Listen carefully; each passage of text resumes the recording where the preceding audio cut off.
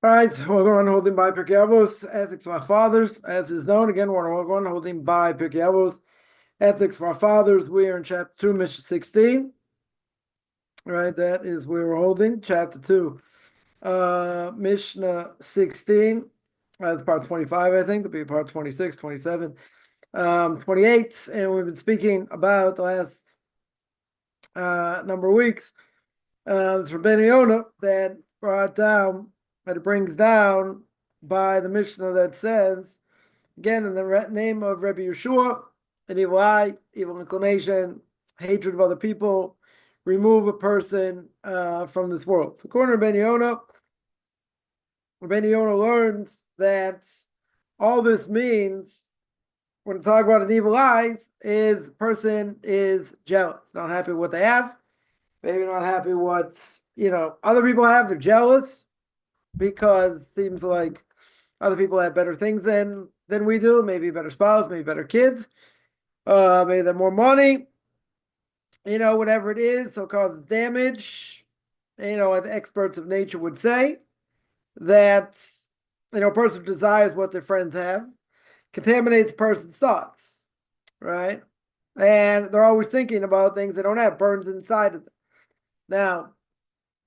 Now, even though that might be true, we mentioned before that we're talking about a lack of emunah, right? A very big lack of emunah, because what do I care? What do I care in general what someone else has, right? If they have money or whatever, they're able to build. You can't build your stock, whatever, right? It could be a lot of scenarios where a person can get jealous, of someone else. But he says, interesting, he says that according to the experts of nature, and again, knowing people's nature, let's say like that, that knowing their nature, he says bad for them. Why I say it's bad for them? It says bad for them because that, what does it do? Contaminates their thoughts, causes them to think constantly these things, and it burns in them, right? It burns in them, so they're jealous. So they're jealous. Or you have cases. You seemingly have cases where somebody gets upset about something that's done, let's say in business, right? We use business as an example, that someone, I don't know, gets business advice, and what happens? He takes the advice, and it ends up being bad advice. Now, there are different ways, to look at it. Meaning, a person can be rip roaring mad. A person can say, I got this advice. They're supposed to be, experts, let's say. Let's say in business. They gave me advice, and I got burnt. Now, as every business deal a person does it always make money? No. Some can make more money, some can make less money, some lose money, right? So you say, what happened? Again, nothing's foolproof. You do your status, check the numbers. The numbers look good, let's say. So you say, okay, I'm going to invest. I'm going to put money down, whatever it is. And then what happens? Let's say over time, person starts to make money. So it looks like a good investment. And then it goes sour. It goes sour for any number of reasons. So what happened over here? You can say, I got good advice. Talking about people know what they're doing. They looked at the market. They looked at, all these different factors. They crunched the numbers. The numbers look very good. You'll say, okay, but they didn't take into account this. or they didn't take into account that, or things happened beyond their control. They didn't think it was going to happen, right? Good example, what happened in COVID. Everything got shut down. There were people that couldn't survive, right? More suicides, also because, maybe for the first time or whatever in people's lives, they couldn't make ends meet, right? They couldn't pay their bills, had creditors running after them. So instead of, going through that, it's hard. So what they do, they gave up their lives. They couldn't function. Again, not here to judge, right? You don't know how to judge someone unless you've been in their shoes. But did anyone think anything was going to happen by COVID? Anyone predict it? I mean, maybe some people did. Could be some. Maybe some people did or whatever. I don't think to the extent that it was. You tell me, it's a worldwide, there's a disease somewhere, I don't know, one part of the world, they have an outbreak of, I don't know, whatever it is, that kills a lot of people. Who says that that's going to spread to the rest of the world? You'll think, okay, it's an isolated thing. It's only in that country that eventually either it slows down or it disappears. Very good. But it's only in that place. To say it's going to affect everybody, right, worldwide, again, it's not going to be a discussion about COVID in general. But I don't think, anybody really predicted the depth of how it's going to be. And even if they saw at the beginning, I don't think they saw the shutdown being so long, what went on. But okay. Now, is that a thing that a person can prepare for? I don't think so. In other words, let's say times are tough. So what would a business do? What should a business do? I would think they have enough reserves if things go sour for a little bit, they'll recover. Yeah, they're not going to go under so fast, right? Maybe some will, some won't. But in general, if a person, has money in the company and whatever, they have they have money set aside, for a rainy day. Could be. Maybe there'll be layoffs. Could be. In order to survive what's going on now. Could be. Further down the line, maybe they'll have to shut down. Maybe. Right? Obviously it depends on the circumstance. But, if it's something where, see, this is the thing. People are going to say, well, I'm affected by this. Or I'm affected by that. And you see businesses left and right shutting down. All right, good example what's going on in England right now. I mean, total major recession. Major recession. People shutting down left and right.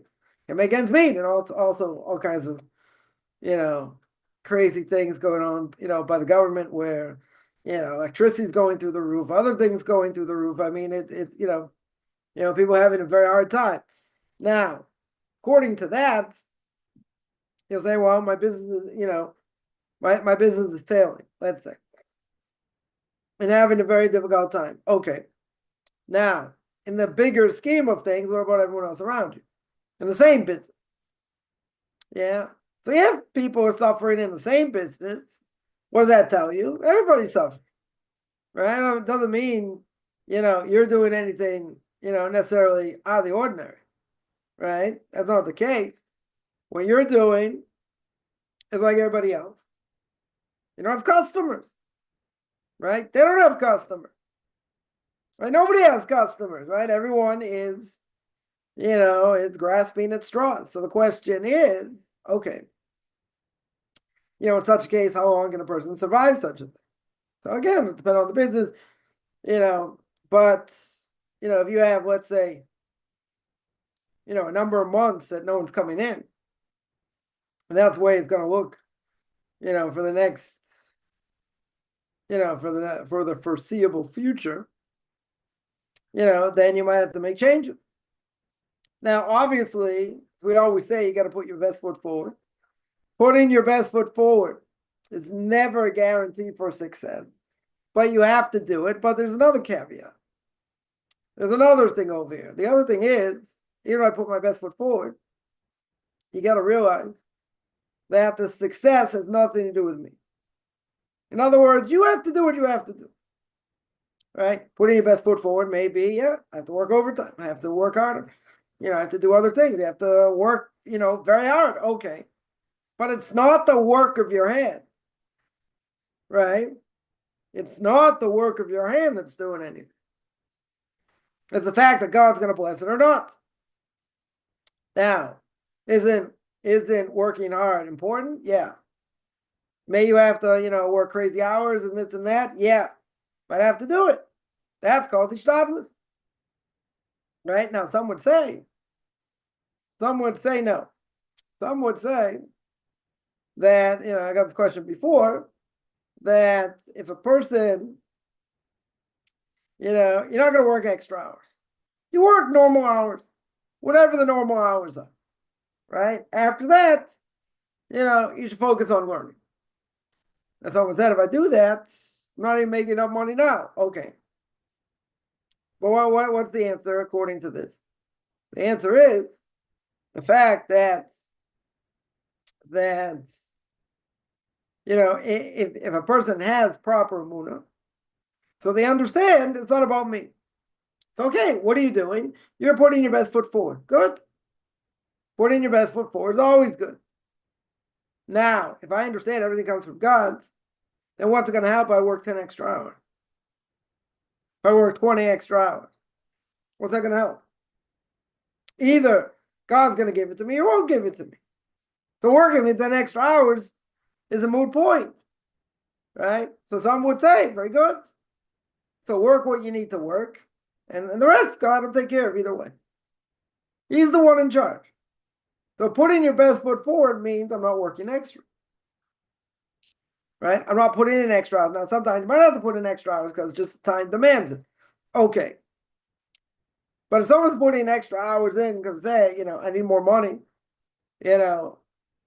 and, I'll work 10 extra hours because, I need X, Y, and Z, Passover's coming up, everything's triple the price, I get it, right? So they'll work extra hours to pay for it, let's say.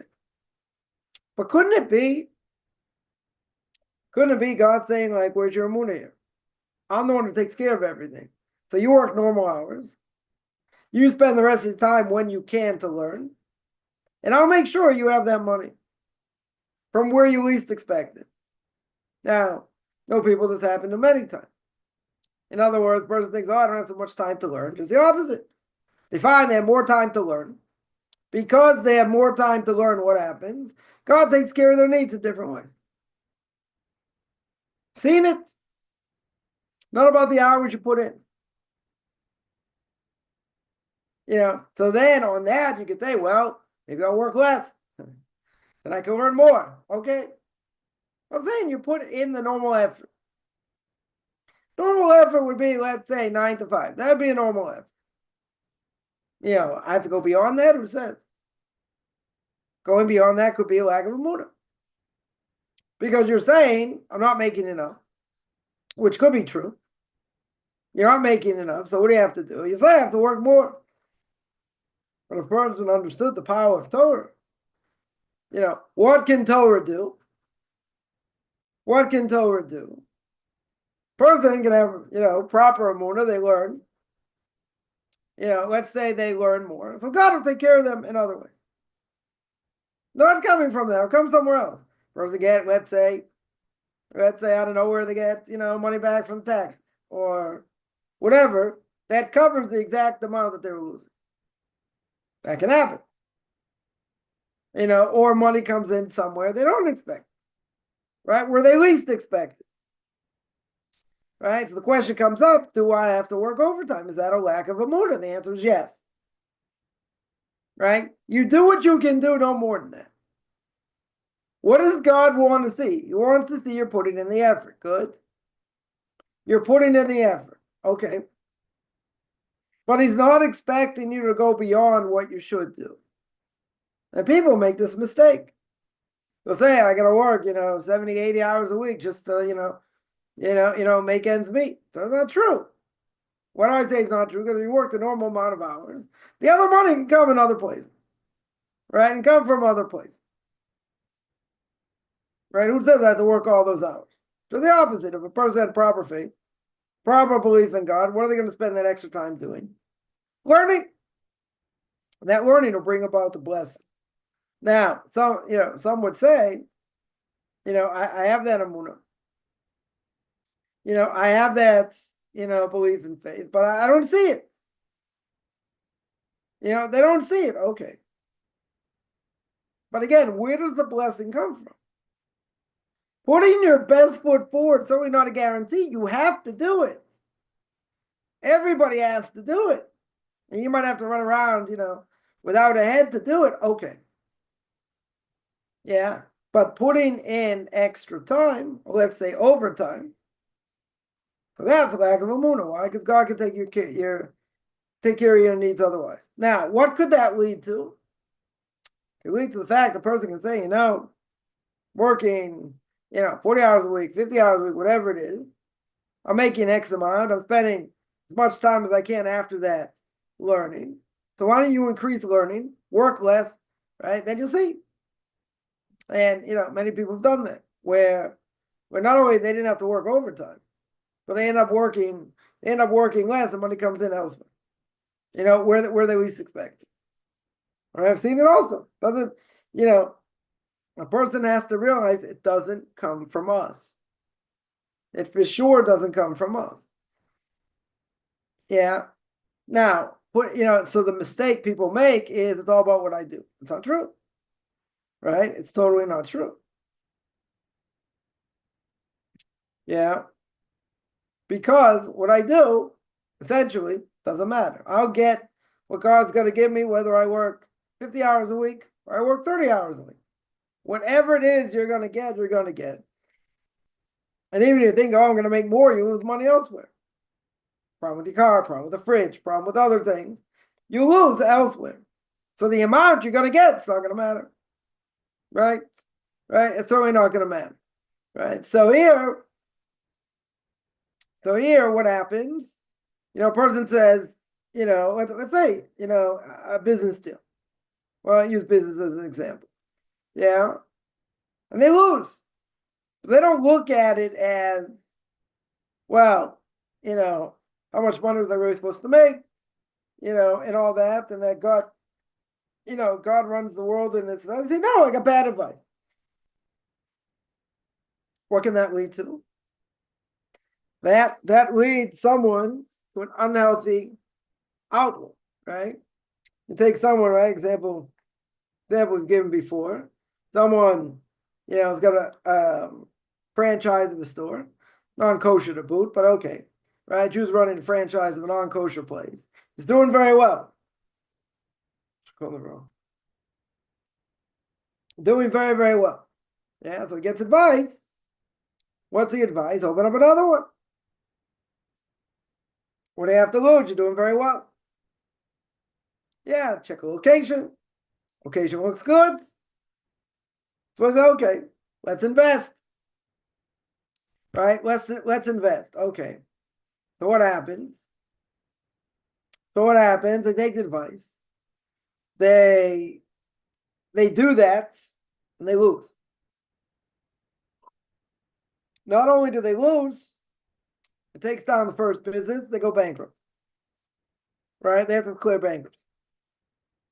They have to sell the stores, essentially. They're gonna say, what happened? Or let's say better. What happened over here? The person's rip-roaring mad.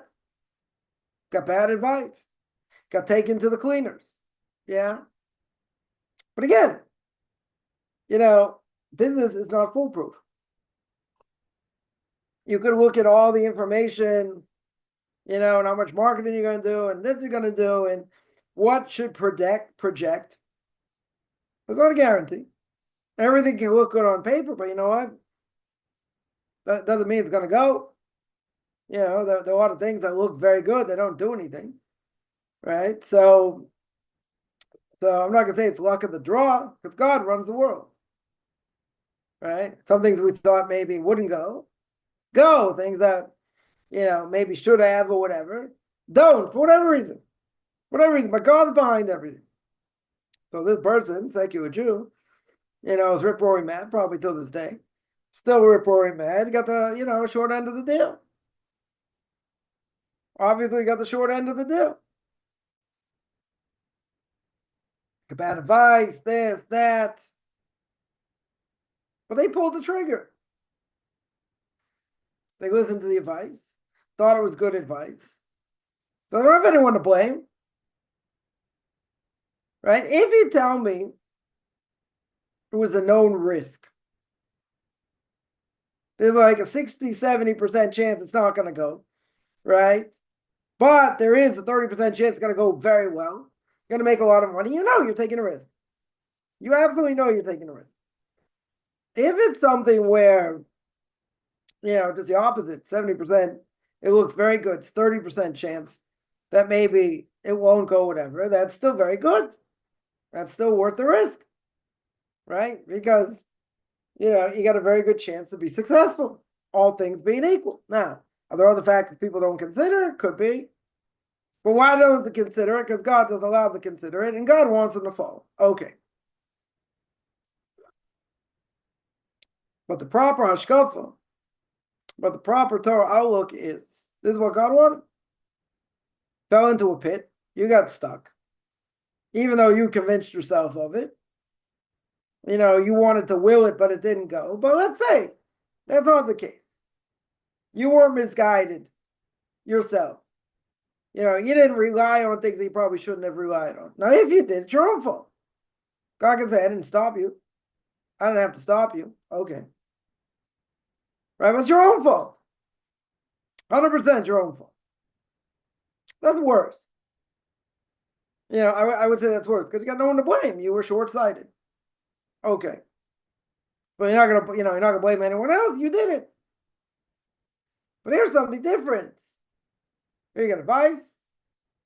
People know what they're doing. Did an analysis over here. Right? Everything looks good. What's the problem? Everything looks good.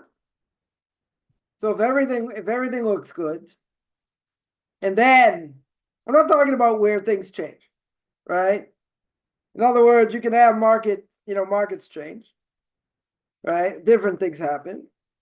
So, maybe that you didn't expect. Okay. Right? That can happen. But let's say all things being equal, things look very good. No market condition problems, no other problems. Everything looks good. What happened? So you got sucked in. Beautiful. You got sucked in and then you're stuck. So obviously it's what God wanted to happen. Again, if a person did it to themselves, it's worse. Because again, you want to go in the right direction, God will help you.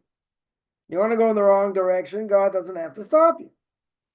So in this case, you went in the wrong direction. Okay. You went in the wrong direction.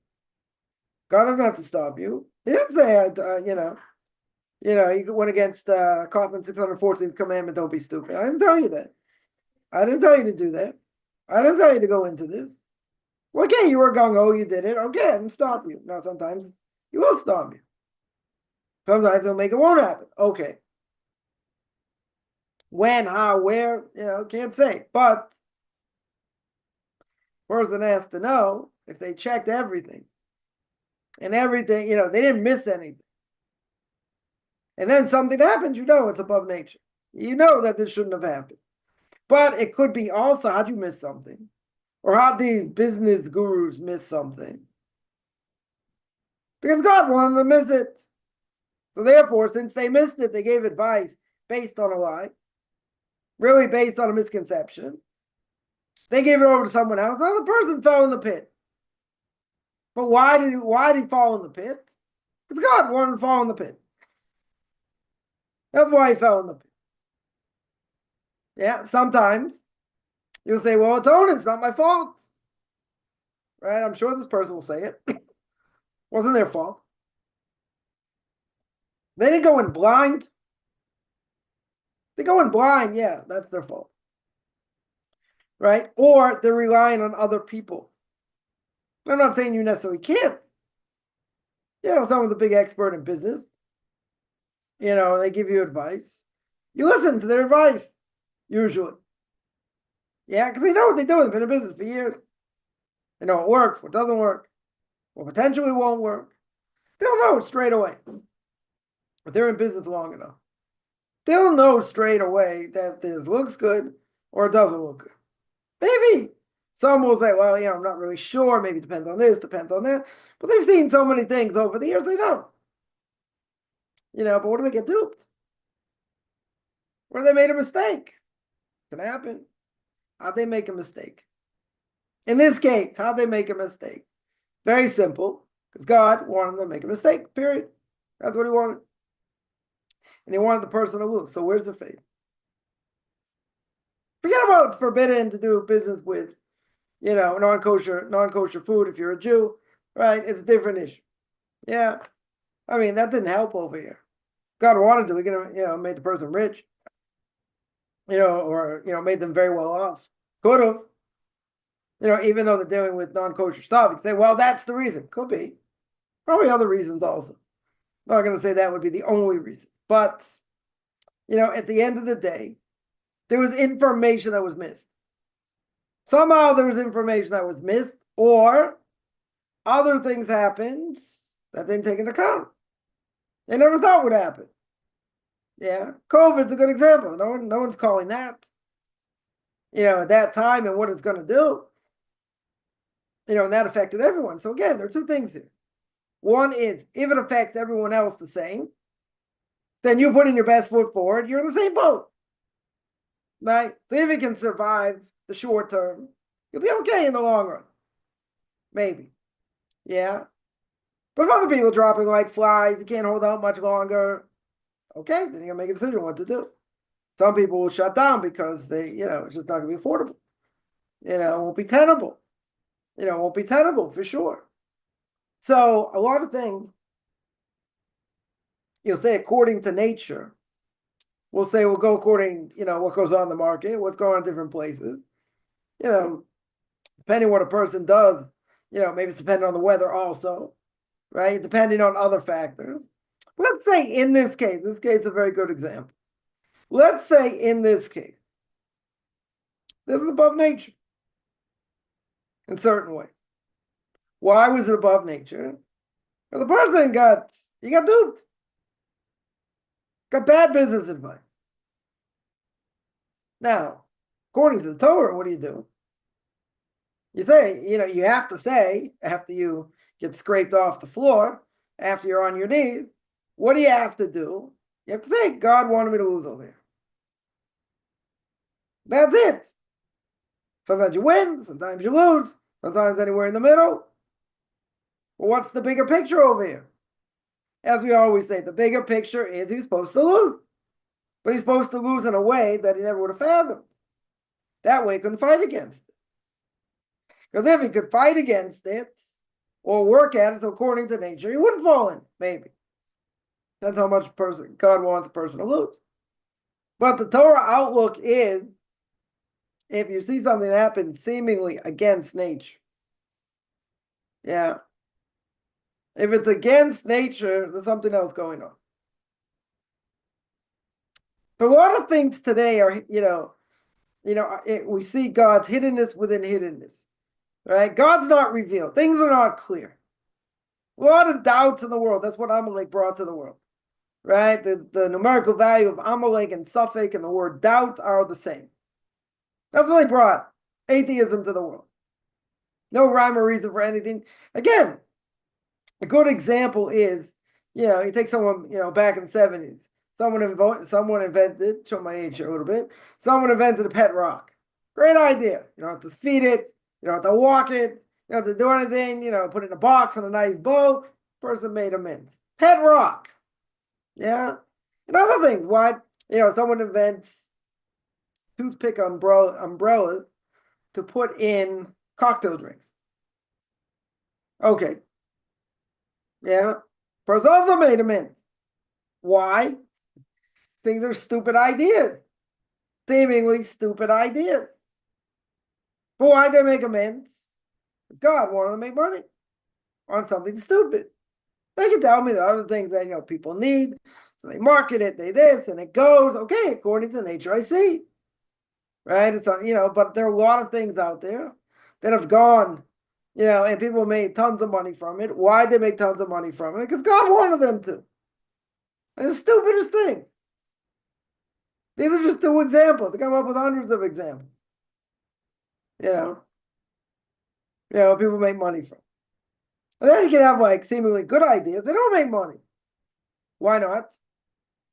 So you'll say, well, maybe it's because of the marketing. Maybe it's because of this. Maybe, the price is too high. Maybe, okay. So let's say a person changes different things or whatever. It still doesn't go. Yeah. Why didn't it go? Because God didn't want it. And God's the X factor. Right? So the point here is, as Rabbeinu Yonah says, they see things, and they desire what someone else has. They don't see the bigger picture, that they're not supposed to have this. Or let's say they pray for certain things, and God doesn't give it to them. They think they need. God can give it to them or not. But God's side not going to give it to them. Right? And years they're praying for this. They think this is the best thing and whatever. God doesn't give it to them. Now you're going to say, why not? It's not good for them. God has other plans. Right? Everyone thinks, if they won the lottery, everything would be good. But statistically, just about everybody who's won the lottery destroyed their lives. No matter how much money they made, destroyed them. Right? Across the board. There are no exceptions. There are no exceptions. Right? Totally destroyed. Right? Absolutely destroyed. So, you see something like that. You say, oh, that's good for me. Well, how did it turn out for most people? Most people didn't turn out so good. Right? So we make so then the question would be, someone will ask, so what should we pray for? What should we pray for? So in general, we should pray that God gives us what is best for us. Now you're going to think, well, I need more. I need this, I need that, I need the other thing. Okay, maybe get it now, maybe get it later, maybe, a little bit, whatever. And that'll be the time the person was supposed to get it. Okay. Well, think about it. You're going to say, I need this. Let's say it's something that's needed. Okay. So maybe a person will get it at some point, somehow. Yeah, they'll get it. Or maybe it'll take longer. But why doesn't God want to give it to them now? What would be the simple answer? God wants to see depths of prayer. Why did he make the four mothers, right? Sarah, Rivka, Rachel, why did he make them barren? They couldn't have kids. Sarah, according to nature, never would have had kids. God didn't change her nature. Why did he do that? Because he likes the prayers of the righteous. What do you mean? God wants to put people on their knees and put them through hard times because he likes the prayers of the righteous. So what's the simple answer? Simple answer is, when a person needs something, Rabbi would say, why do people's prayers, most prayers, never answer? Why do they never answer? So he says, because they don't pray from the depths of the heart. They don't pray like their life depended on it. Right? I'll give one example. Imagine, we say Psalm 121 and 130, been saying every day for last year or more, because of what happened on October 7th, and the hostages that are still there, right? And all that, and just the general situation itself. Now imagine, we say it many times, right? 3 times a day. Okay, we're used to saying it, so we kind of do it by rote. But imagine, imagine someone actually had a family member there. If a person had a family member there, they don't know if they're alive or dead. Yeah. Or let's say, even better, they know they're still alive somewhere. Let's say they showed signs of life. Let's say they're alive. Don't you think every time they pray, every time they say these words, they're going to say it from the depths of the heart? They're going to say it like their life depends on it. Very good. That is real power. For whatever a person needs can change God's mind. Very good. But isn't that different than just in general praying for it? I need this, I need that, whatever. Even if I don't deserve it, there's so many different intentions we can have, right? But when a person's on their knees, let's say, person's having real difficulty. Yeah. In this case, they have a loved one in captivity. Their prayers are going to be much different, even if they don't know what the end result is. Even if they don't know if they're alive or not. They're going to pray every day like it's their last. Now, we really need something like that in order to get us to pray, to pray better. Whatever we would say, that's why prayer is not answered. Because it's not coming from the depths of the heart. Doesn't mean you don't mean it. Not going to go that far. Person needs whatever they need, right? We're not talking they don't mean it. But it doesn't come from the depth, right? They're doing it because, okay, God, God, you can tell them, person can pray and say, God, you know what's in my heart. You know what's deep in my heart, whether I express it right or not. You know what's deep in my heart. God can say, I'm still not giving it to you. You'll get squeezed some more. Could do that. But a person will never pray the same. Why? Because he can't take it for granted. Yeah. And they're in pain. And they are in pain. Very good. When a person's in pain, what do you normally do when you're in pain? You scream. Doesn't matter why you're in pain. Banged your finger, banged your head, I don't know. All kinds of things. Right? Person's in pain. When a person's in pain, they scream. So we can be in spiritual pain. Why don't we scream? Why don't we go through the motions? So you tell me. Prayer is something that always needs to be strengthened. Very good. It's something you got to work hard at. Very good. And the bottom line is, I've heard this from many, many, big rabbis said the same thing. That even if you pray for the same thing for months, maybe for years, you never give up. There's always hope. We just say, well, I'm praying this for 6 months, 2 months, 8 months, whatever. Not only haven't I got my prayer answered, my situation is worse. Okay. Can happen. Can certainly happen. My answer always is, keep going. You don't stop. You don't know the power of prayer. There's a story someone told about my Rebbe, very interesting story. Somebody during Corona was, got Corona, and basically put them in a coma. Yeah, put them in a coma. And they were in a coma for a long time. For more than a year. Almost a year and a half. Something like that. They're in a induced coma. Now, chances of them coming out of it, probably pretty slim. And if they come out of it, what are they going to look like? So there was a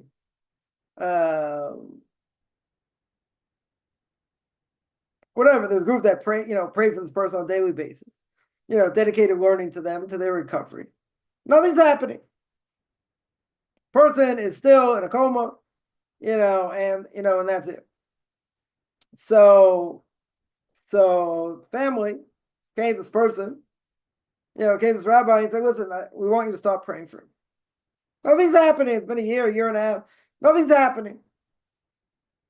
We don't see there's any hope. Use the prayer somewhere else. So that institution went. My Rebbe, Rabbi going to Moshe Shlita should be well. They asked him what to do. Yeah, should we stop praying for him or not? We've been praying for him, for more than a year. This is the situation. This is what the family said. Mr. said, he thought about it. And he said, what do the doctors know? What do the doctors really know? He said, they're not God. God wanted to, you take this person out straight away. Defy logic. defy nature. So he said, I promise you, right? Or he said, without a vow, he said, I promise you, he's gonna come out of it. For a year and a half, he's been in a coma. So he says, I take responsibility. He's gonna get out of it. He's gonna come out of it. He said, you never give up hope.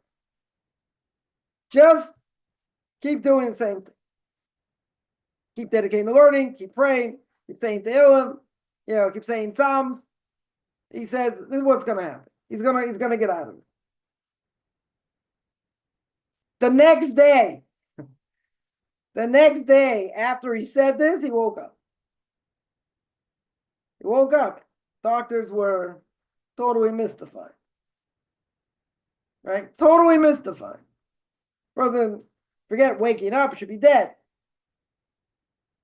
Now, the end of the story is I see this person on a daily basis, almost on a daily basis. Right? He comes to learn. A couple hours in the morning. Right? Someone takes him in, whatever. I mean, listen, he's got other challenges. But he came out of it. So what does that go to show? You'll say, well, you'll tell me, Restore a miracle worker. Could be. And his prayers intensified and that changed the situation. That could be. Could very well be. But at the same time, what is it? It's the fact you never give up on prayer. Until the last second. If it doesn't go, the person dies. That was a divine decree. But prayer never goes to waste. So you think, the person's just sitting there, could be sitting there for a long time. That's a good question. What do you do? Practically speaking,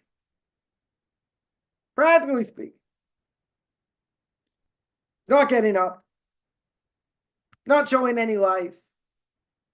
And even if he would get up, what's he going to be like? Right? We should never have to go through this. But the point of the story is you never give up hope. The Gemara says in Brachos, even if the sword is against person's neck, right, doesn't mean there can't be divine mercy. Doesn't mean that. There can still be divine mercy. You'll tell me, maybe the person will die. Good. Maybe. Maybe the person will die. Okay. But you still never give up hope. Doctors are not infallible. And there are many, many times where doctors will say, this happened, that happened. The other thing happened, defies logic, defies medicine, defies nature. Okay. But then you have to add the God factor, because God can do that. God can defy nature. He's above nature, right? That's why the plagues, when the Jews get out of Egypt, plagues are above nature. God changes nature, because according to nature, they don't get out. They would never get out. Right? 10 out of 10 times they never get out.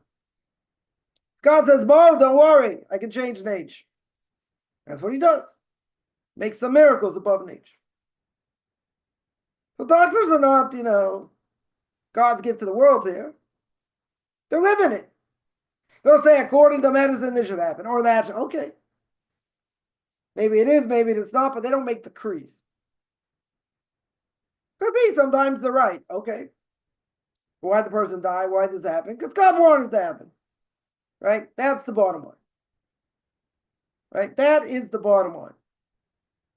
So when things happen, we see things, let's say, above nature. We know. You didn't do anything wrong per se. This never should happen. Right? So why did it happen? God wanted that. But even according to nature, even when you see things according to nature, what can be? What can be? God himself says, okay, you know what? According to nature, this should happen, that should happen. So what? No guarantee for anything. But, well, except for death and tax. Not necessarily in that order. But you got to put your best foot forward. That's it. That's what you got to do. And the X factor, the big X factor, right, is God himself. Yeah. See, there's some questions here. Let me deal with them. Someone asks, we have jealousy in our deepest feelings. we're not aware of it, will be reflected with jealousy towards others. Let's say undermines with bad advice. I would say if someone is jealous, right? Right? If someone is jealous of someone else, it'll come out. Right? It won't be something that a person doesn't know about. But let's say, see, we can't fool ourselves. I mean, we can to a certain extent, but in general, I would say if someone has that character trait, they know. Right? Normally they know. Now, it could be, they have a discussion with someone and someone tries to point out that they have a certain bias. Right? They have a certain bias, one way or the other. Now, that person may put up a front and say, no, I don't. Right? They absolutely don't. But they're not being objective. Yeah, a person has to be objective. Now, sometimes the person will be honest and they'll say, right, I have a bias. 100%. So that clouds the way we think. So you say, well, if a person's not aware of it, right? Let's say, all right, let's look at this again. Let's say they're not aware of it. Okay. Yeah, you're not aware of it. Will it be reflected? Very well, could be. Why do I say that? Because even if you're not aware of it, it's there. Doesn't mean it's not there. Person certainly can be affected by it. You don't want to be affected by it, right? If a person's really honest, they know, right? I'll give an example. Before you say the Shema, right? Before you go to sleep, right? The whole paragraph there that says that basically you forgive anyone for ever doing anything to you, right? Whether in a Gilgul, right? If they're reincarnated or not, or whatever, or many reincarnated, whatever it is, you 100% forgive them. So what's the obvious question? Then why do I have to ask forgiveness from anybody? Everyone, if I did anything wrong, or someone else did anything wrong, no one has to forgive them. They forgave them already. If they said the Shema before they go to sleep, they forgave them. Right? That's what it says. You forgive them. So they say, well, that's part of the prayer, blah, blah, blah. Yeah, that's true. So ask somebody once. Ask the great rabbi this question once. How can it be? So why do I have to come Yom Kippur before Yom Kippur and ask people for forgiveness? Why would I have to do that? Nobody should have to ask forgiveness for anyone else if they said the Shema before they go to sleep. I'm not talking about Kabbalistic intention. They said the words. What's the answer? The answer I was given was, yeah. How you meant it. Like, really, you should have meant it. Because how many people really mean it? Not a knock on other people, just in general. There are people out there who have done things against us. We don't have anything to do with them. So what happened to the fact that, God used this person to get to you as a stick? What happened with that? Why aren't you looking at it that way? You have a bias. You're hurt. You're upset. Good. Yeah. So God got to you. Okay. You got right deep inside of you. Good. So what'd you do with it? Why are you blaming the person? Right? Person may be guilty. Not saying not. Right? Person may be guilty. Even if the person's guilty, God is using them to get to you. So why you aggravate the person? Should never be aggravating the person. I encountered on Friday. Whatever, not a major thing. It just brought up other feelings like, yeah, this person, this, that, and the other thing. Certain things I had to go through. I brought it upon myself, doesn't matter. Right? So I'm thinking like, oh, this, that, like brought up all these other feelings. Brought up a lot of negative feelings. My answer was, this is what God wanted. God used this person to get to me, so what am I getting upset about? What am I worrying about? Why should it bring up other feelings? Because they're there. Because the person feels hurt. Person feels, let's say, taken advantage of, or something else. And then you see, let's say there's no apology. They don't make any apology. Say it's your own fault. This, that. Or, let's say, someone fixes up their house, but whatever, it causes a mess, causes other problems, but they have to build. Person's got a large family, they need an extra room. Very good. Okay, so let them build, right? It comes with a mess. It comes with dealing with Arabs and, whatever. Okay, so let's say certain things were done, not in a nice way, not in a nice way, and you have resentment. Doesn't the Torah say not all bear a grudge? Good. Yeah, it's kind of hard things here. It's practical, very practical here. But you're gonna say, person wasn't sensitive. All they want to do is just build and do this and do that. Okay, I get it. But not at the expense of other people. I mean, okay, it's gonna be a lot of noise and whatever, right? Okay, person has a right, they have a right. Not a question here of being jealous. What is a question of common courtesy? So you say, well, let's say the person doesn't have so much common courtesy. They lose themselves because they need to build. That's the most important thing, right? So if you live, below somebody and they need to build out, and you got workers coming in all the time, you got other things going on, but there's no sensitivity. Now you can't stop them. There's no reason to stop them. You don't have a right, according to Jewish law, certainly stop them unless they're doing, other things. But let's say not that way. That's a big test, right? Big test. So then, then you see that person after it's been done. But the person never said, I'm so sorry. I know it caused a lot of headaches. I know a lot of this, a lot of that. They didn't say anything. All they cared about was getting the thing built. Okay. Makes sense. So what happened to sensitivity? Now, wouldn't you say a person like that's guilty? Certain things? Yeah. Now, what's the test over here? What's the test? You know what the test is? You got to work on anger. It doesn't mean you don't have to put your best foot forward. If these workers are doing things they shouldn't do, you call it in. That's what you got to do. Isn't it aggravating? It's aggravating. And the most aggravating part would be that, they don't have any remorse, they don't have any regret, they don't feel bad. Right? You can't beat that into someone. Either they have it or they don't have it. Or you say under these circumstances, you could say other things happen. Okay, whatever. So again, you could say, can't judge anyone unless you've been in their shoes. Okay. That mean you have to be a punching bag? No. Doesn't mean you don't have any rights? No. But you don't look at them the same. But that's bearing a grudge. So you'll say the Torah wasn't given to Malchei Sharifs. Torah wasn't given to angels. And we're human. Very good. This is a test. Right? This is a big test. Right? So if a person is honest, they're not going to say, no, I don't bear any anger. They're not going to say that if they're honest.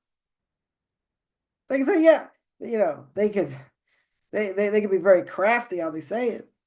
They could say, yeah, it was a tough test. I can't say I passed it 100%, whatever.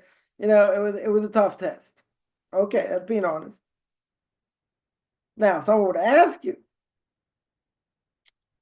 now it's going to be a tough question. So with everything that was done, what are you holding with this person now? Do you cringe every time you see them? Or are you living, what the Holy Bible says, and you say, yeah, he's just the messenger and, that's it. So you say, well, maybe some days are better than others. Okay. Yeah. Right. But if a person's honest, they could say, no, it bothers me. Bothers me, there was never an apology. Could say that. The only problem is, what does the Torah say? Torah makes clear you can't bear a grudge. So where's the person's emunah? It's a hard test. I'm not saying, oh, the person's a heretic. I'm not saying that. It's a hard test. It's a very hard test, right? So the question over here is, right? First part of the question is, maybe, we're not aware. I think a person would be. I think a person would be. But even if they weren't, could it come out their bias of being jealous? Yes. Could be. Could very well be. Right? Now, some people will say, no, I'm not that way. I forgave, I let it go, this and that. Now, if you want to do, which I wouldn't tell people to do because it's being nosy, and they might not give you an answer anyway, and that is okay. If you see the person walking down the street, how do you feel? You could ask them. I don't know if they'll answer. Now, if they say, doesn't bother me, I go up to them, schmooze with them, what's new, this, that, 100%. But if they say,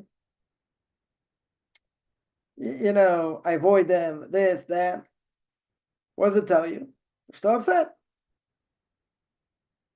So even if a person that, doesn't think they have a bias, maybe they definitely do.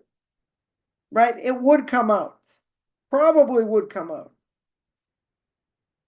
That's what I would say. Then the second part of the question is, how do we uproot any seeds of jealousy?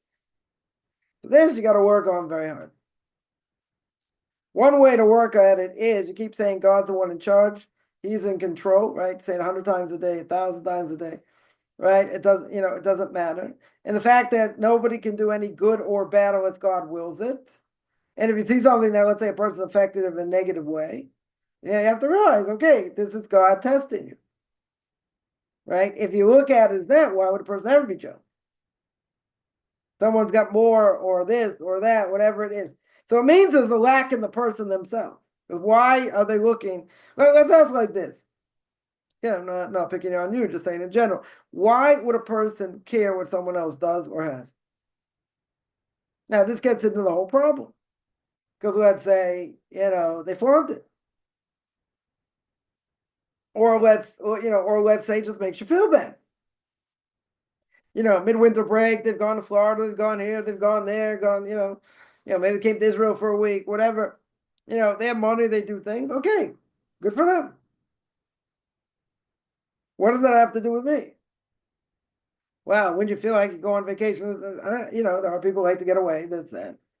A person who likes to get away, no big deal. Okay, so let them go. No. But why essentially is someone jealous of someone else? Because they feel, for some reason, they feel lack. They feel they're missing something. So what are they missing? Why do they feel they're missing something? No, it could be for a lot of reasons.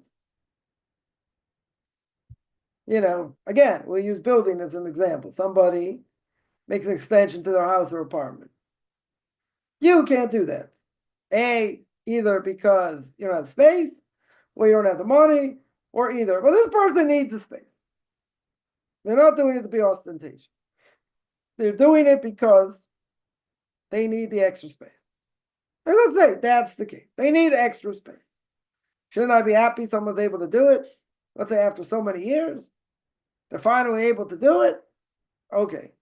I'm not talking about workers coming at your expense. Forget about that. Why am I worried? Why do I even care? Why should that affect me? Because deep down, you want to do the same thing. Or you want to have the ability to do the same thing. But you don't. And you can't. At least not now. Maybe not ever. I don't know. That makes the person feel bad. But I'm asking the question. Right? It's always good to answer a question with another question. And that is, what do you care? One way or the other, what the person does. Who cares? Why should that affect you? Plenty of other things you need to worry about. Right? Than what other people are doing. So the way to uproot it is, you keep saying over and over again, God's giving me what I need.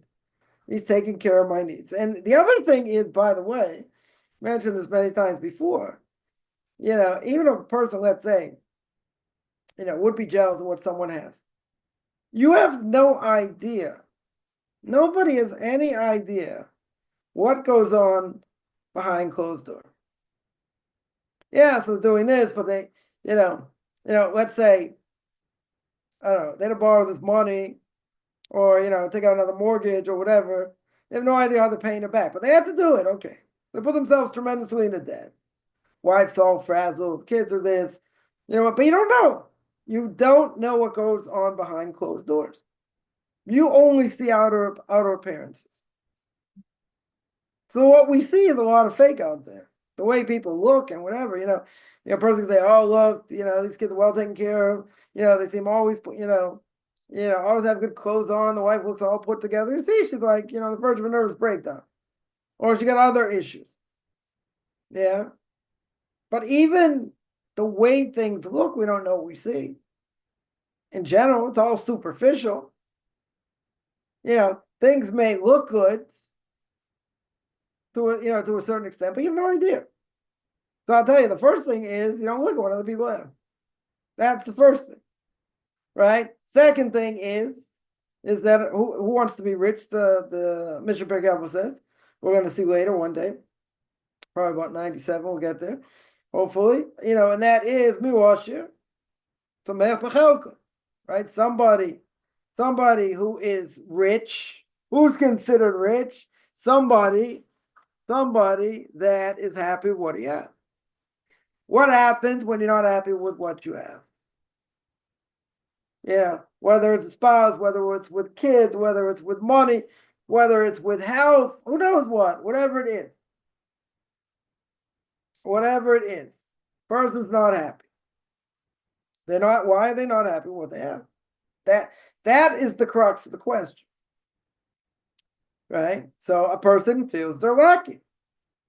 Now you want to psychoanalyze that and say, why? Why is the person lacking? You may say, person may say, that they feel they deserve this or they deserve that, but you know what? God doesn't give it to you. Whatever reason. I was reading an article earlier, about somebody in Netivot, Rabbi in Netivot, which is down south, right near about 3 kilometers or so from the border of Gaza. And his father was a big rabbi himself, big rabbinic scholar. And whatever, he's got a bunch of learning institutions, other things. Yeah, and he's doing all kinds of great things. So it's good, see something like that. Say, I want to do this, I want to do that. That's good jealousy. It makes a person, want to do good things. Right? You're not broken by it. You say, you're not even looking for bad things. Like, wow, unbelievable. So what that can do is motivate a person, to do things that field also, let's say. Right? So that there's no, that's a good type of jealousy. Right? Let's say. So what was my question? Which obviously the article, I shouldn't say obviously, but the article did not point out, is where does he get all the money for? How's he raising the money? I mean, he's got serious obligations, right? To rabbinic students and rabbis and this and that, right? He's got a lot of expenses. Definitely has a lot of expenses. So that the article didn't bring up. Usually sometimes, somebody like this, an article will bring up, they have major donors, where they go and how often they travel. Like someone made a wedding a few weeks ago, and this person has yeshivas and learning centers, like, a lot of different cities. So it was well known even back 25 years ago, that this person travels once a month for like a week to America. He's got a fundraiser, so it's like a glorified fundraiser in different ways. Yeah, but he's got a lot of institutions, flies all over, right? Not just to America. I mean, he's going to have budget of millions of dollars a year, easy. Now, someone can say, wow, it's pretty impressive. It is. And it also takes a toll on the person. It's like, traveling back and forth all the time. Okay, that's what you got to do. Right? So that's a good type of jealousy. That's a good type of jealousy. It makes the person motivated, maybe. Say, okay, I also want to do something like this. And how are you going to do it? And how are you going to get the funds? And how a person can speak all kinds of Lashon Hara also, say, oh, this person thinks this and he does that, and whatever, but that's jealousy from a bad place. So you could ask the question, why did this person get this, or how did he have, heavenly help to get that, and you're stuck, or whatever. Good question. Legitimate question. Right? So we shouldn't be looking necessarily to what other people have. You want to uproot jealousy? Keep to yourself. Keep your eyes focused on what you need to do, not what someone else has or what anyone else is doing. Because it doesn't matter. Someone could be rich, be very successful, right? And guess what? They're going to lose a portion of the world to come because God gave it to them now. So there's no level of jealousy. Why should I be jealous? They want to flaunt it. And they want to say, yeah, I'm hobnobbing with this one and that one and the other one. Okay. That doesn't mean anything. Right? It definitely doesn't mean anything. And why should anyone care? Right? Like I say, but look what this person's doing, and they spit in God's face, and it's okay. That's the famous question. Sadik Varalo, the Russia V'tovlo. Right? A righteous person, has hardship. An evil person seems to have it easy. Age-old question. But we don't know what's going on behind the scenes. So you got to focus on your own avodas Hashem, on your own, serving God, and to the best of our ability. Can't look at what other person, what other people have or what they say or what they do. Right? You got to focus on yourself. Right? That's our answer for that. Someone here mentions, when was a draw? Hashem gives me strength every day. Very good. Gam zu tov, everything's good. Someone asked is there a chance we pray for others it's done incorrectly? Yeah, 1 second. If we pray for the help of someone, but God has other plans. No. In other words, if you pray, let's say, I'll give an example. There was a soldier was taken captive many years ago. His name was Nachshon Waxman. And I go back 25 years, 20 years, 25 years. And more. And the IDF, Israel Defense Force, knew where he was. What they do? Made a secret mission. They went to rescue him. Then all the explosives, the door didn't blow off. They had come into the roof. Bullets flying, everywhere, and they killed all the terrorists. But this Nachshon Waxman was killed. So they asked the father. And everyone was praying around the clock for this soldier to be free. So they asked the father, what happened? What happened to all those prayers? Only an Israeli could ask that question, right? What happened to all those prayers? As a religious person, what happened to all those prayers? So the normal answer people would say is that God said no. That's the normal answer someone would give. But he said, I spoke to all the people involved in this mission, and they all said it was not possible that any of them should be alive. There are bullets flying, grenades going on, like all these things happening. None of them should be alive. So his father said that's where the prayers went. The prayers helped them. It just so happens my son died. So prayers never go to waste. If someone has, stage 4, I don't know what, whatever, you fill in the blank, whatever cancer it is. Yeah. They're going to say, no, pancreatic cancer, even better. God forbid someone has pancreatic cancer. Yeah. Stage 3, stage 4, you're in trouble. You're in serious trouble. Right? And most people who get it don't survive. And if they do survive, maybe a year, maybe if that, they don't survive very long. Can you pray for that person? Why not? Is that going to be a waste of prayer or a waste of saying Psalms? No. Give the person longer life. You have no idea how it can affect. Maybe it'll defy the odds if we one of the 1% survives 10 years. Whatever it is. Right? In this case, I mentioned before, this doctor was in a coma. He was in a coma for more than a year. For more than a year. The family wanted to tell, this rabbi and his learning center, don't learn for them. Don't learn for him. It's never going to help. We want you to stop because you're not coming out of it. What did my rabbi answer? You never give up hope. You absolutely never give up hope. So what does that mean? It means prayers never go wasted. Right? That's what it means. Prayers never go wasted. Right? So in this case, you pray for others done incorrectly. Yeah. But even if God has other plans, okay. Even if God decrees the person to die,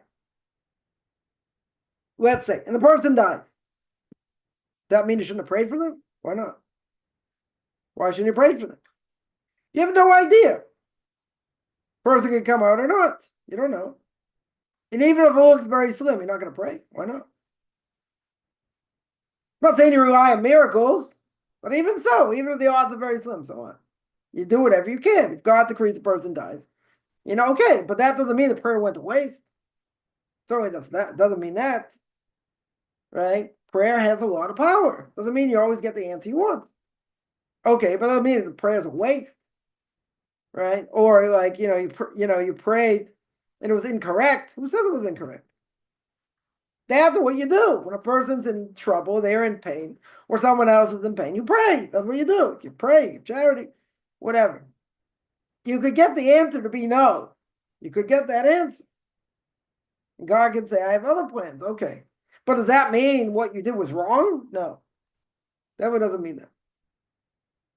What's the best way to thank them for giving us this test? They were used as a stick. Will we just feel it or pray about it? I would say like this. You're not going to go up, you could go up to them and say, listen, I want to thank you for giving me this test. I think they'll think you're a wacko. Right? I wouldn't say that. Right? But I would look up to heaven and say, okay, I want to thank you for this test. You thank God personally for this test. And that deep down, which is not an easy thing to do, but deep down this other person's not at fault. I mean, they are to a certain extent, but God's using them to get to you. Right? So deep down, you have to say, I have nothing personal against this person, even if they caused you damage. And the reason is because God's testing you through this person. Now, this person can cause a lot of damage. Can say a lot of things. That doesn't give them a free pass to do whatever they want. They're going to be guilty, but God's using them to get to you. Okay. So they're guilty.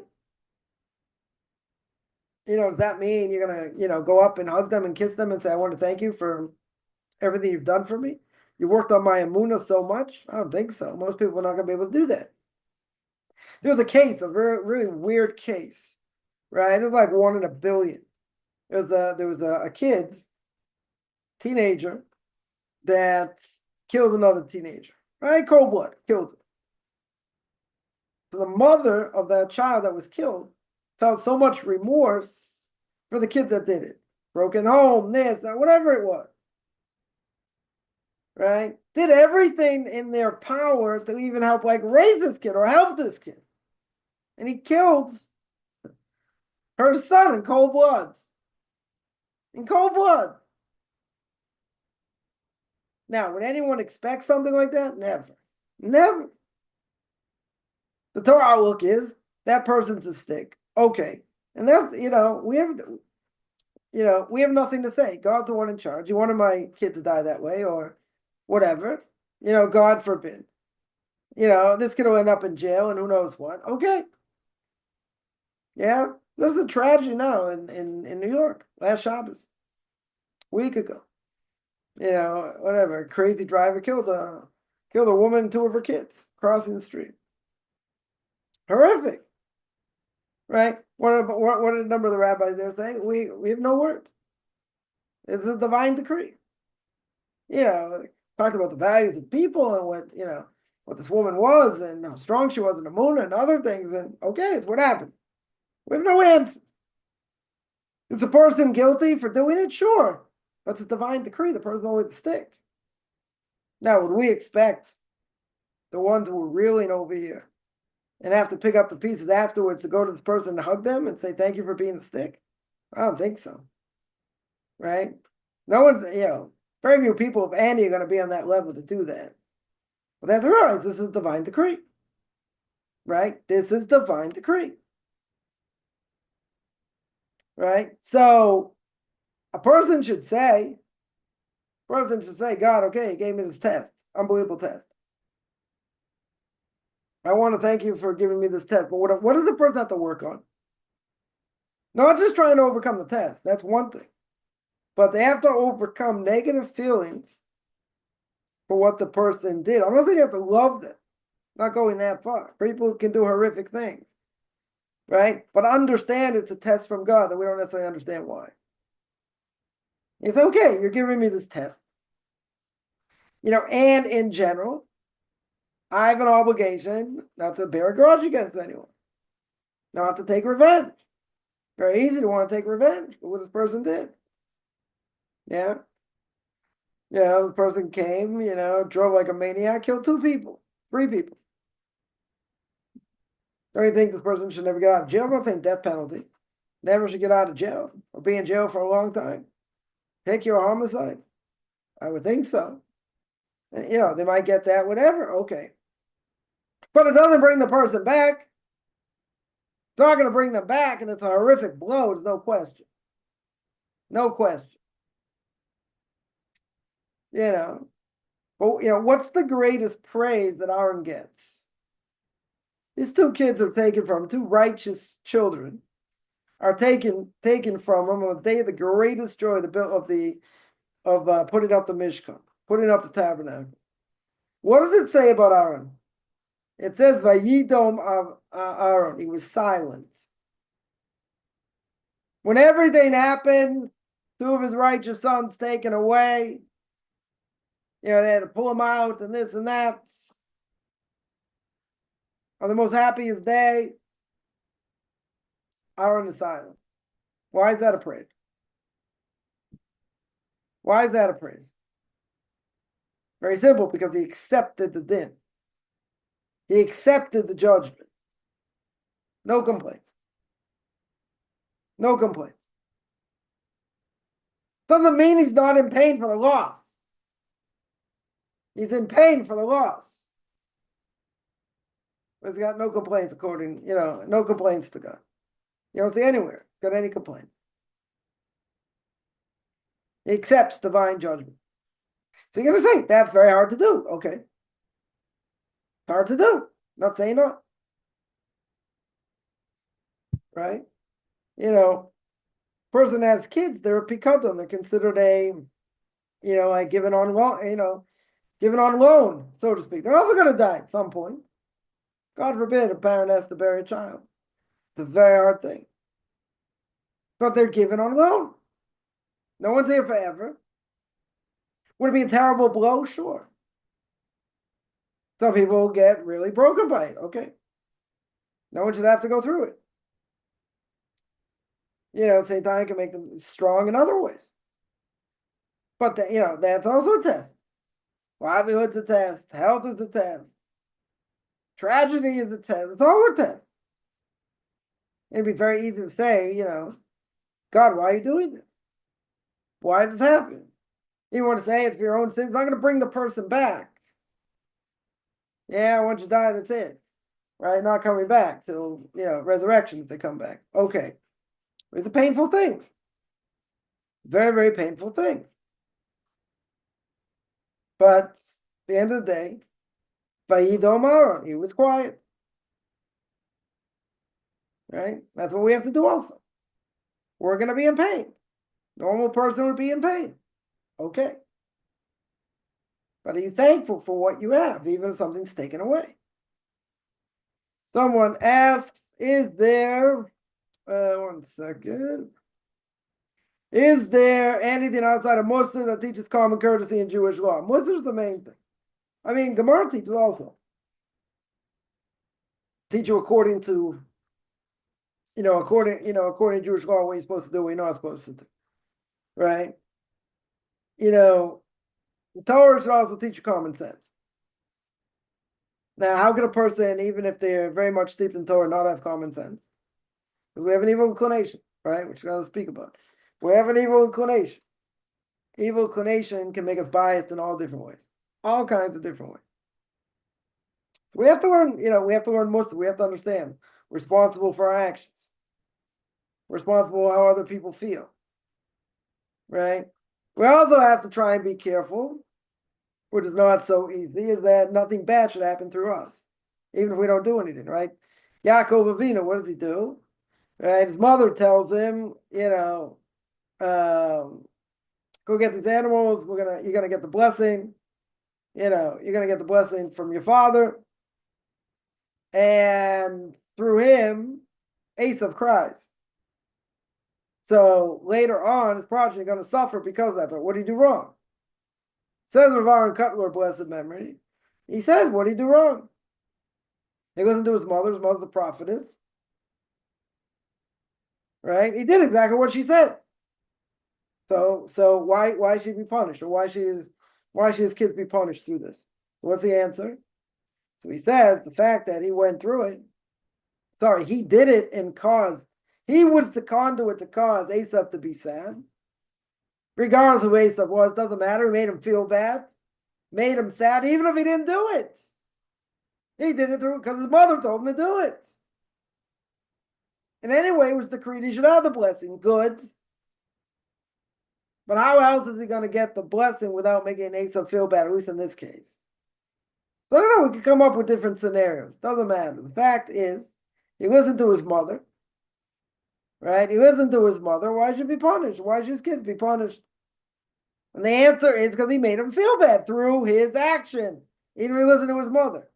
So anytime, if we make someone feel bad, let's say, wasn't intention, but you did it anyway, but it was done through you. You made someone feel bad, yeah. You could be punished for that. Your kids could be punished for that, potentially.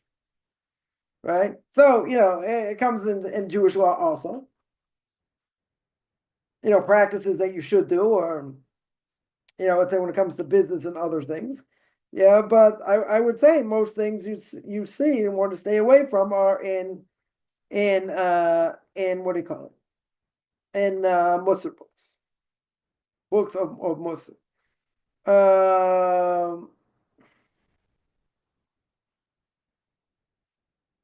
So person doesn't want to bear a grudge, very good.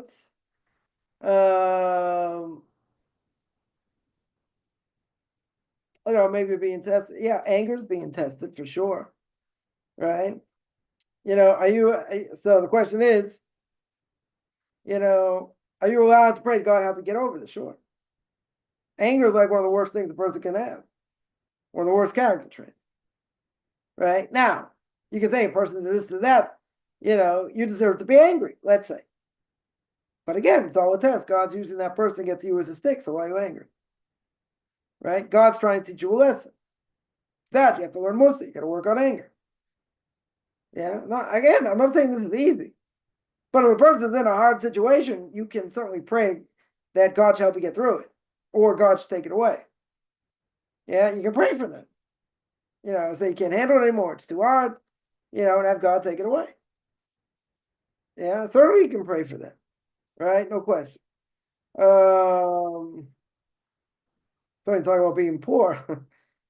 Interesting. Someone, I have an old friend of mine, one of his kids asked them, if asked his mother, are we poor? So said, of course we're poor. And so these other people are also poor. Like thinking okay, that's where they're holding. Yeah. Some people say, well, it's an embarrassment to say such a thing. It's embarrassment to be in that situation. Okay. You're not always in control. Right? There are people I know that they said for generations they'll be poor. That's just the nature of the way it's going to be. Because for them, there's no way out of it. Right? Yeah, they can pray for it, this and that. But again, according to nature, this is going to be their test in life. Or, One of their tests. I know some people like that.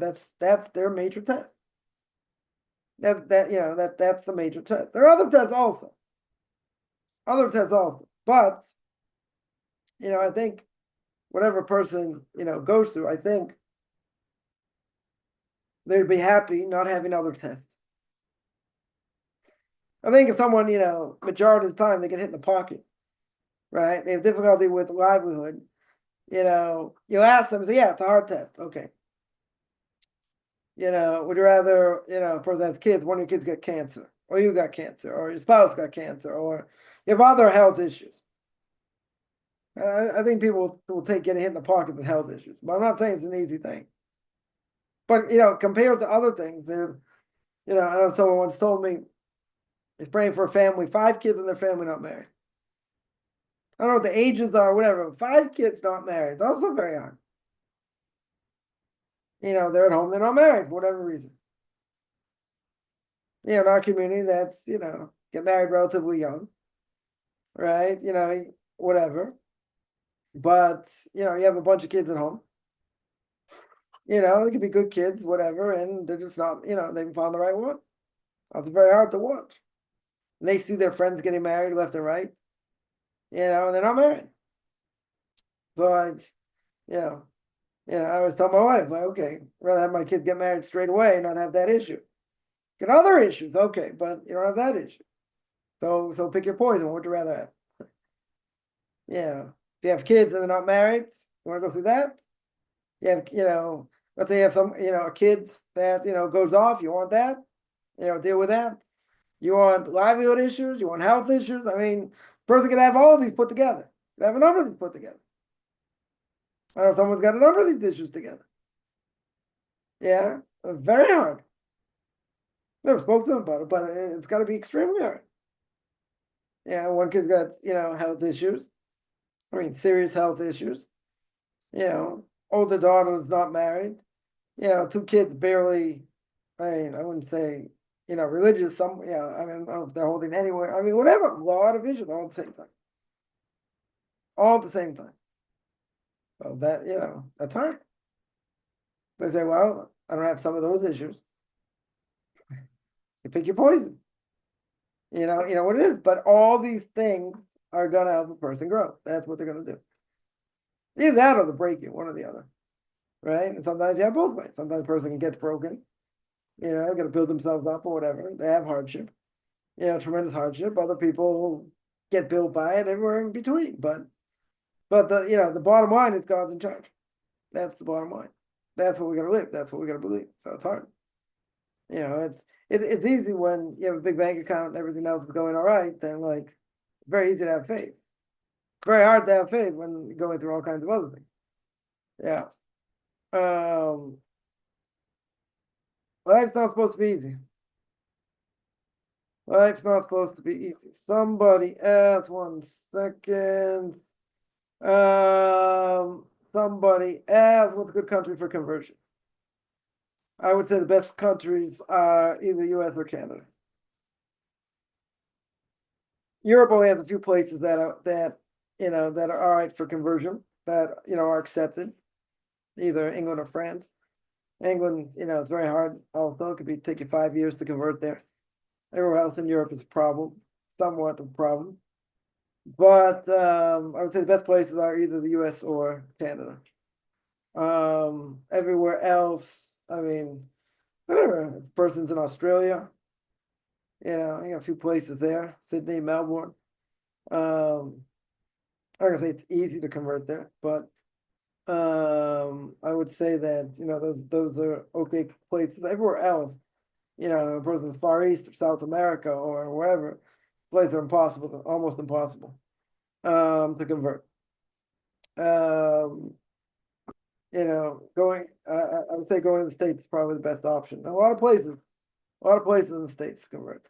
That anywhere, I would say anywhere outside of New York and New Jersey, right? Anywhere that is not in a I'm not gonna say a major place, but there it's very black and white.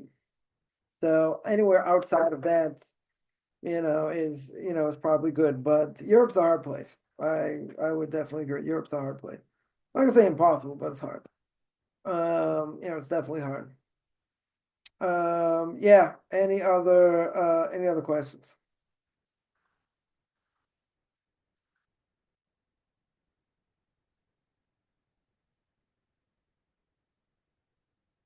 We're gonna have to other living in a community where the biggest challenge is conversion, where character changes need correction. The biggest challenge is to move. That's the biggest challenge.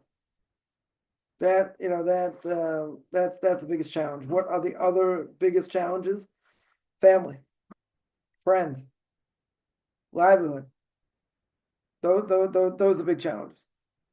Um, what character changes need to be corrected? I'll tell you the most important.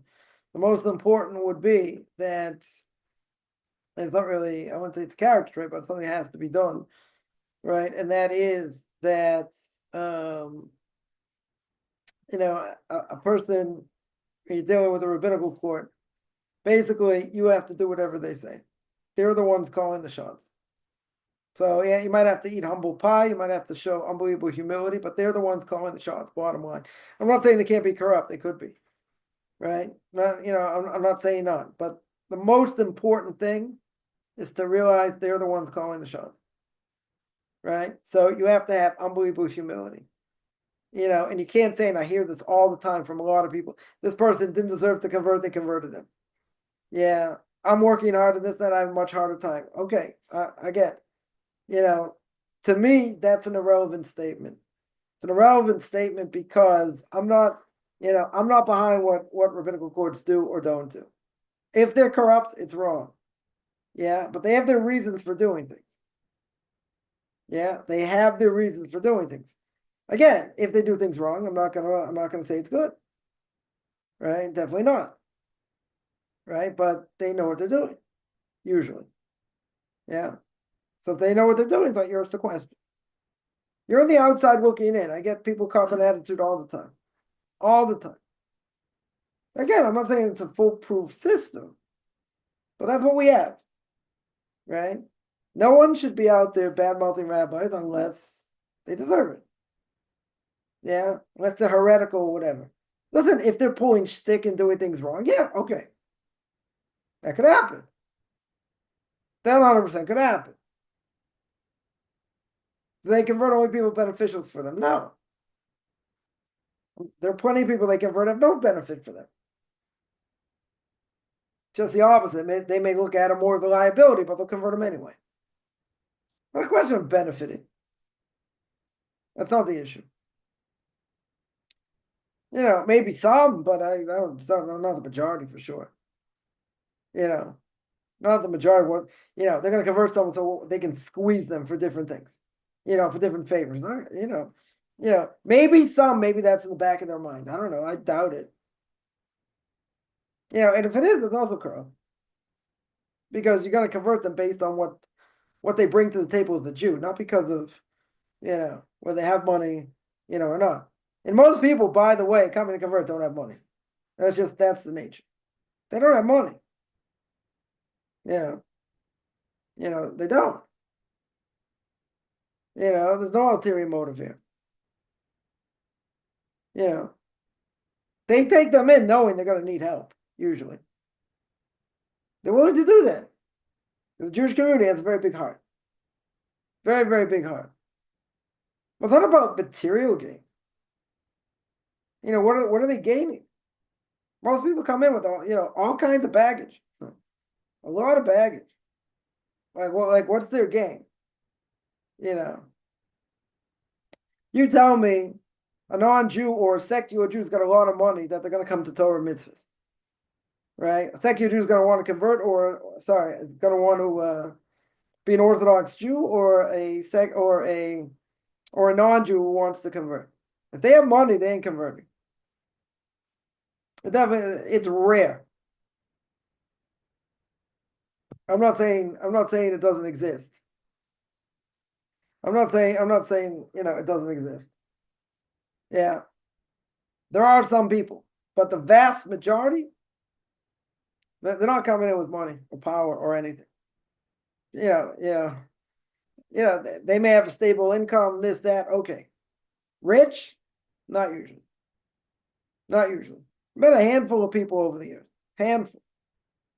Either became, Orthodox Jews or, or they converted. But it's not that case.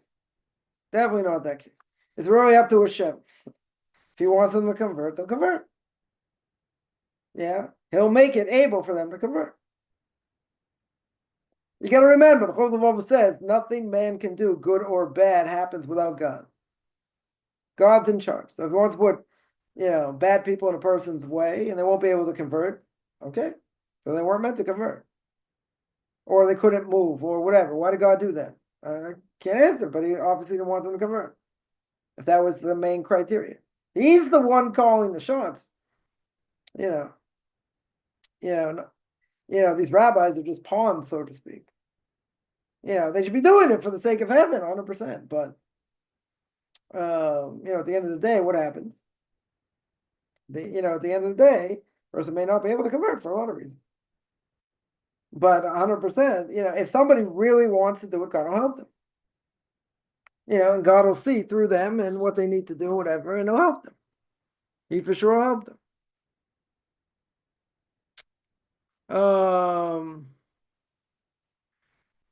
Someone says, I think Hashem left so many communities. I don't know about that. Still there. Still everywhere. Why, bigger communities, smaller communities, better communities, worse communities. Doesn't mean disappeared. Yeah, that doesn't mean disappeared.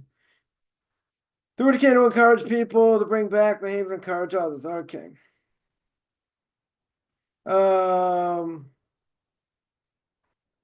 Again, so persons in the community, they're not so, and there are a number of communities not so convert friendly, so to speak. Okay, so a person has to move.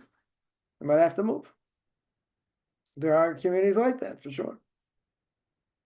That's what it is. Yeah, any other questions?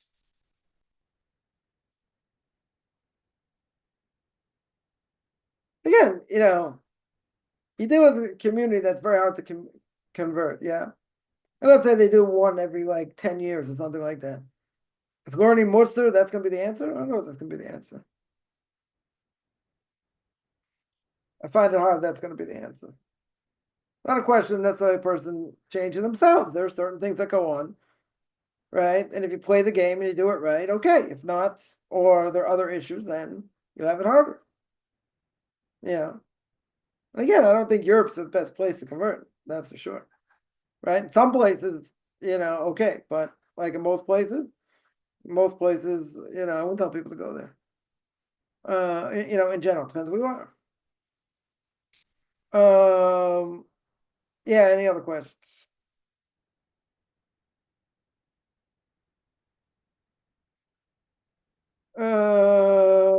Someone asks, can't we say that if we're struggling in the community to stick from Hashem? Again, if you want to go in the right path, God will help you.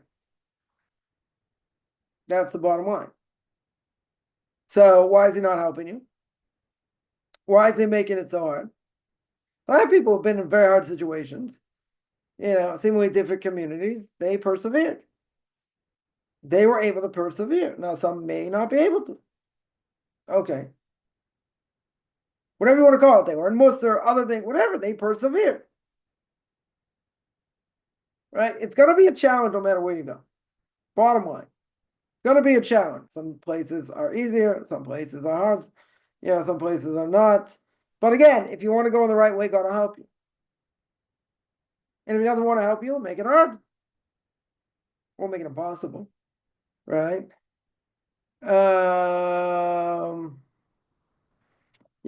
Again, wherever a person is, I'll tell you the bottom line. The bottom line is you have to want it more than anything else. That's it. You got to want it more than anything else. And that's the most important thing. It'll get done. Somehow it'll get done. Whether in that place, you have to move. It'll get done. God will open up doors to get it done. But you have to suffer along the way. Okay. Part of the price. It is part of the price. No one's going to get off scot-free. No free lunch. Everybody's going to have it hard. Some have it harder. Some have it less hard. right? But it's going to be a challenge. See, tell me some places are more of a challenge than others. Okay. Not going to deny that. It's probably true. But even so, you in it for the long run or not? If you're in it for the long run, so you do whatever it takes. Somehow it'll manifest itself. It'll happen. But you have to want it more than anything else. Even if one door looks closed, another door looks closed, other doors open. So, it's a matter of time. But again, that's something you can also pray for. You say, listen, God, you're the one in charge. I can't do anything without you. I'm trying to the best of my ability. This is what I'm doing. I need help over here. You can pray that 3 times a day. Except on Shabbos. We don't ask for our needs on Shabbos. But 3 times a day, you can ask. You should ask. Yeah. It's very easy to complain. Very simple. This is bad. The other thing's bad. Look what they're doing. This. Okay. So what? So what if that's the case? So what if it's almost impossible? God can't take you out of it? Why can't he take you out of it? I understand. It's frustrating. It's aggravating. I get it. Door is going to open. It might come through tremendous self-sacrifice, but it'll open. I know someone that go through hell and back, and everything changed. Because God saw self-sacrifice, my opinion. For what it's worth. God saw unbelievable self-sacrifice. Because of self-sacrifice, he opened doors spiritually and physically. Right? Came to life, but also opened doors. But they give up something very precious to do it. Even though the person knew they had to do it, okay. They understood this, this stalled their conversion, whatever. They had to give up something, and they eventually did it, but that's the only way it happened. But things open up, so, they give up a lot. I'm not going to say no. And they're very happy today. They're a Jew. I don't think there's any question. But it was hard. Right? Ripped out their guts and more, but they knew this is what they had to do. They knew 100% this is what they had to do. Because they weren't willing to do it, they couldn't convert. So it took a long time. But it was tremendous self-sacrifice. That's what it's going to take. The Jews don't get out of Egypt until they put the blood on the door. Right? Till they kill their God in front of them. Right? Jewish people there are saying, come on. Mo, we really have to do this? We have to kill their God in front of them? He says, that's what God said. You don't do it, you don't get out. That's the last test. After all the plagues, that's the last test. What does God want to see? That they're going to listen to him and do whatever he says. Tremendous self-sacrifice. Tremendous self-sacrifice. It's like going to India and like killing cows in front of their eyes. Like, good luck. So what are you doing with that cow? Oh, we're going to make burgers.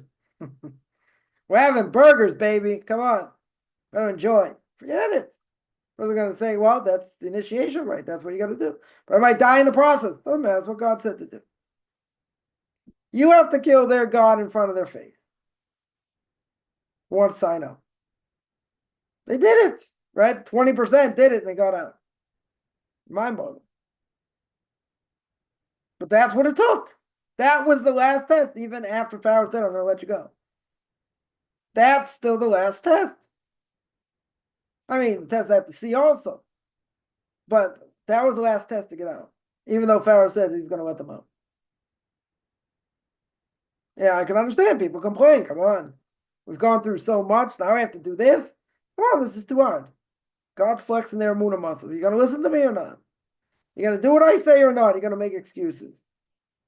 So the ones that rose to the top with the cream of the crop, they got out. The other 80% didn't want to get out. Okay. It's a painful process to be a Jew. Right? Not everyone's going to make it. Very few are going to make it, but you got to be persistent. King Solomon says, you got to want it more than rubies, diamonds, gold. Right? What's one of the hardest things to acquire? The Gemara says Torah. Torah, Omabo, and Eretz Yisrael. You don't want it more than anything else. Even if there are a lot of factors not in your favor. In a place it's not conducive. Even if you have all kinds of hardship. True. Right? It's all true. But again, I'll ask the question, how badly somebody want it? And if doors shut, other doors will open at some point. Doesn't mean it's going to be closed forever. It does not mean that. Right? God can open up doors, you never know. You just have no idea. I've seen it many, many times. Many times. Yeah, but you wouldn't expect it how this door is going to open, that door is going to open. You say, okay, you're in charge. I'm doing everything I can. You're in charge. You're right. I got to be better. I got to start, stop doing this and stop doing that and whatever. But you're the one in charge. You can make anything happen. You got to say that a million times. A million times. Till it sinks in your head. And you realize you put your best foot forward and God does the rest. Even if you get squeezed, but your emunah becomes much stronger. Again, people complain and say, this happened, that happened, this person said this person said that, community, this community, that. Okay. You said to your blue in the face doesn't help you, just get you aggravated. Right? You say, okay, God, take me out of this. Find me something I can move. Do something, whatever. That's what you got to do instead of complaining. Is that, all complaining is going to do is going to, it's going to get you more upset. It's going to get you more upset. There's no point. It's not going to change anything. 100% it's not going to change anything. Yeah, any other questions?